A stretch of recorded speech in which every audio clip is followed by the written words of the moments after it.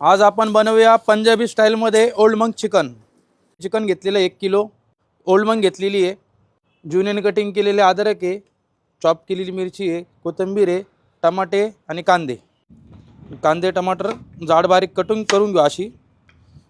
कांदा टमाटर आपल्याला बॉईल करून घ्यायचा आहे गरम पाण्यामध्ये आणि त्याची पेस्ट बनवून घ्यायची एक।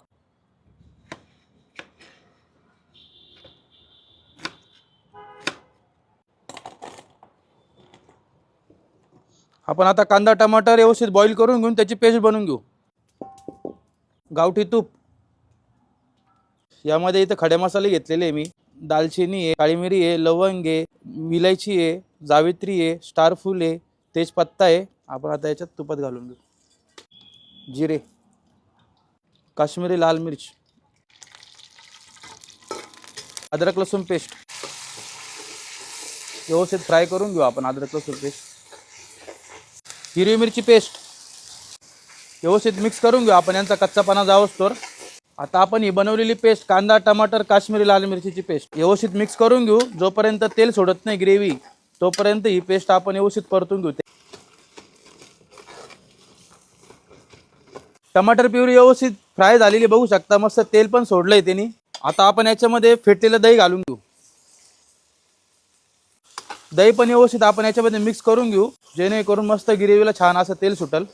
धना पावडर, चिकन मसाला, हळद, काश्मीरी लाल मिर्च पावडर, किचन किंग, जिरा पावडर, मसाले व्यवस्थित मिक्स करून घेऊ। मसाले व्यवस्थित मिक्स झालेले आहे। आता आपला इथं टाकणार आहे हिरो ओल्ड मंक।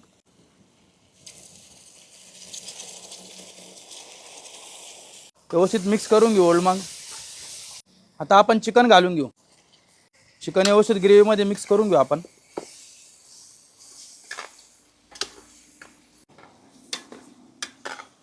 चिकन मसाल्यामध्ये व्यवस्थित आपण मिक्स करून घेतलेलं आहे।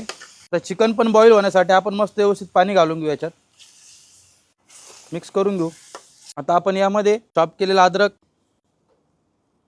चॉप केलेली हिरवी मिरची, कोथिंबीर आहे, घरगुती बनवलेला गरम मसाला एकदा परत मिक्स करून घेऊ।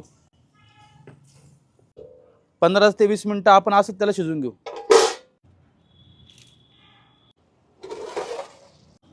15 ते 20 मिनिटं झालेले आपल्याला, ग्रेव्ही छान अशी शिजून रेडी झालेली आपली। चिकन पण व्यवस्थित बॉईल झालेलं आहे। आपण आता यांना फायनल टच देऊन टाकू। कस्तुरी मेथी, अमूल फ्रेश क्रीम आणि फायनल टच आपला हिरो ओल्ड मंक। तुमचा पण कोणाचा हिरो असेल तर मला कमेंटमध्ये नक्की सांगा।